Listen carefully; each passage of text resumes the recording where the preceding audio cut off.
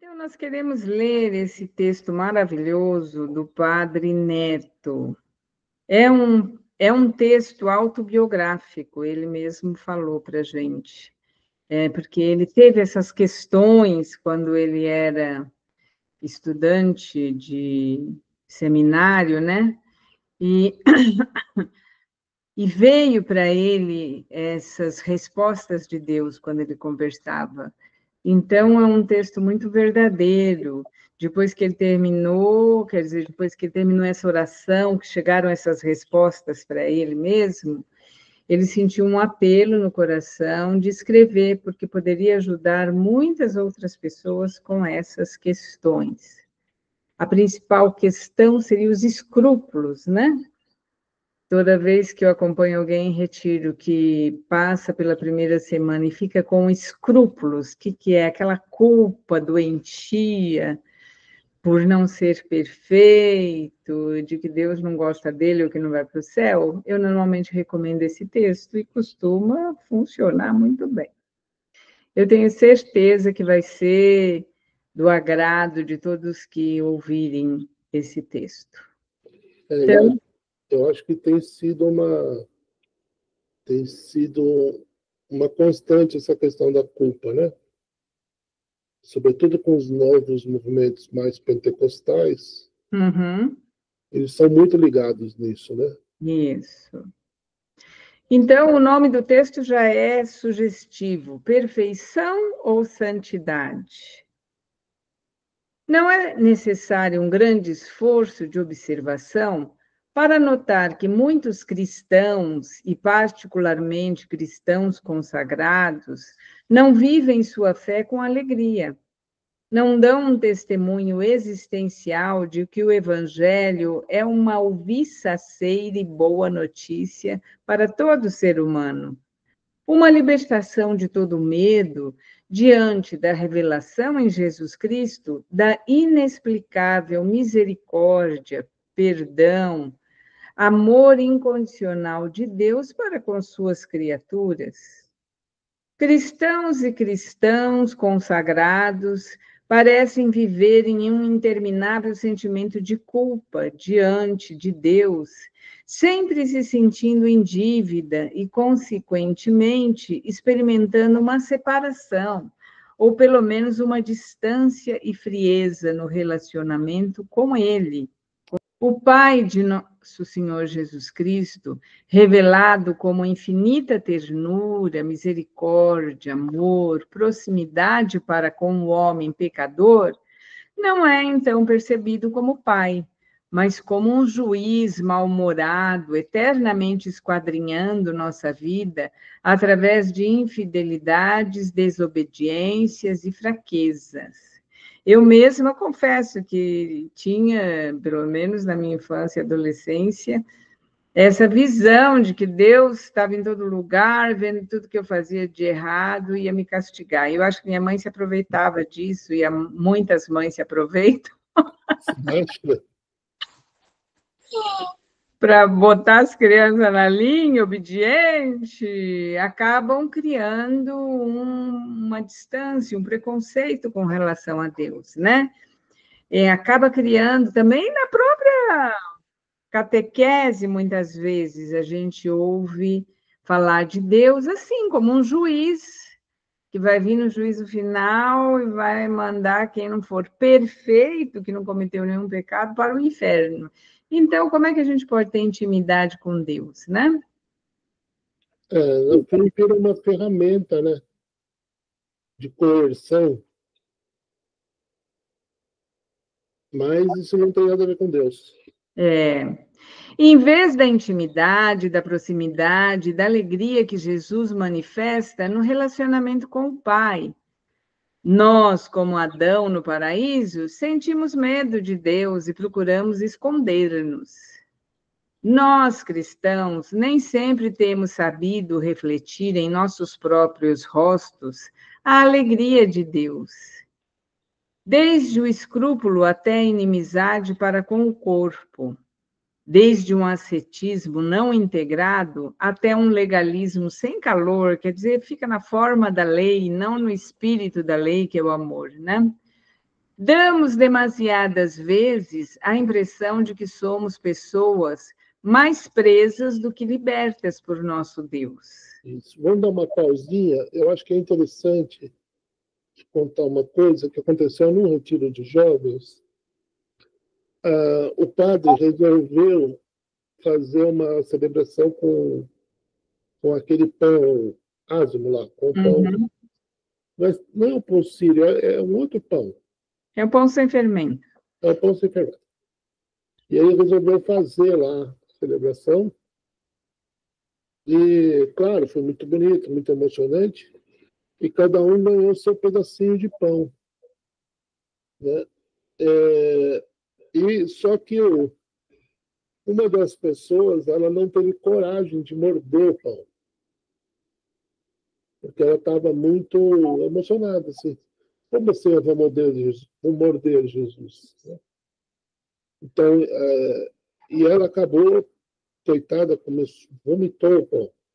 Nossa. Imagina uma pessoa com escrúpulos ainda acontecer uma coisa dessa. Então, é muito forte isso na cultura da gente. Né? Claro, depois a gente conversou com o rapaz e tal, mas é interessante a gente pensar nisso, porque isso pode levar aos mais profundos. A pessoa pode perder uma celebração por causa de uma coisa dessa. Entende? Perder, não digo perder a fé, mas perder aquele momento. Uhum. Né? Se transformou numa festa de terror, quase. Né? Pode continuar. As causas desses sentimentos e comportamentos dos cristãos, pouco reveladores da boa notícia de Jesus, podem ser procuradas em múltiplas direções, no tipo de educação religiosa recebida, na psicologia pessoal, mais ou menos propensa a sentimentos de culpa e de escrupulosidade, na experiência de ter sido ou não amado com gratuidade, na experiência pessoal de Deus, nas múltiplas camadas teológicas e ideológicas que se foram superpondo. Eu acho que é mesmo muita coisa, né? Tem a educação, tem a catequese, tem o pároco, né? Eu aqui tive, logo que eu vim para cá, tinha um pároco bem pré-Vaticano II, então a catequese aqui, eu quando olhei o livro que eles davam de catequese, falei, não, eu não vou ser catequista aqui, porque eu não tenho coragem de falar. Então, são muitas camadas. Eu também dou aula de autoconhecimento, então, como ele está falando assim, a psicologia pessoal, conforme o tipo psicológico, a pessoa já tem isso naturalmente, esse medo de Deus, um legalismo, já vem com a pessoa, com a personalidade, sabe? Mas vai se sobrepondo, obscurecendo muitas vezes a experiência original do cristianismo e, consequentemente, a alegria cristã. No presente artigo, gostaríamos de ressaltar um aspecto dessa problemática, uma confusão que fazemos entre santidade e perfeição. Em parte responsável, em nossa opinião, por essa distância e frieza no relacionamento com Deus, e por certo sentimento de culpa permanente que impede a intimidade da filiação e a alegria de vivermos como filhos amados gratuitamente pelo Pai. Eu acrescento aqui uma projeção que ele não pôs. Jesus, e que eu rezei com aquele livro Retiro com o Pai Nosso, do Padre Iglesias, que foi muito sábio. Ele fez um livro de retiro para jovens, inclusive, mas que serve muito bem para a gente. E eu rezei o livro e ele dizia assim: reze cada palavra para onde você se sentir afetado, né? E eu já parei na primeira palavra, pai, porque o meu pai era alcoólatra, uma pessoa difícil, então ele mesmo sugeria: se você teve um relacionamento difícil com seu pai, gaste tempo aí para limpar essa projeção que você faz em Deus Criador. Porque Jesus tinha São José como pai de referência, então a projeção dele para Deus Criador como pai era ótima, né?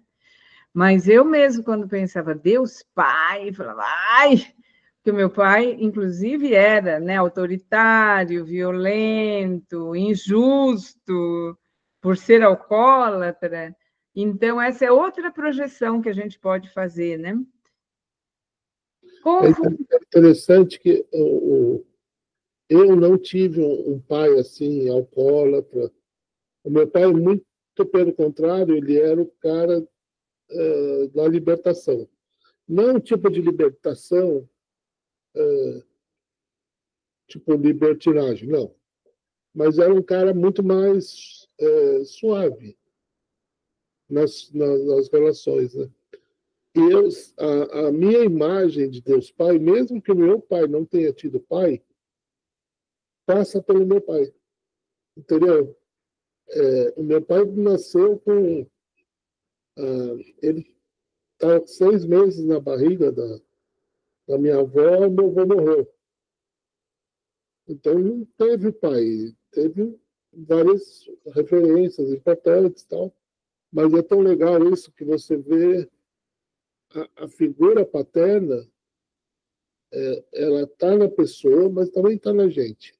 É lógico. Né? É que no teu caso tem uma coisa, tem uma dor aí. Então eu não tive, mas acho que é interessante isso que você fala de ir curando. Ir curando, isso mesmo. Muito bom. Confundir santidade e perfeição com a conotação que a palavra perfeição tem aos nossos ouvidos hoje é condenar-nos a uma eterna insatisfação conosco mesmo, a uma condenação permanente, porque percebemos que somos cada dia mais imperfeitos, na medida mesmo em que avançamos na vida. Passar desse sentimento à verificação de que a santidade não é para nós é um pulo. Desistimos então da santidade, porque falamos, não ouvimos mais o apelo de Deus, abre aspas, sede santos porque eu sou santo, fecha aspas, e nos condenamos à mediocridade na vida cristã.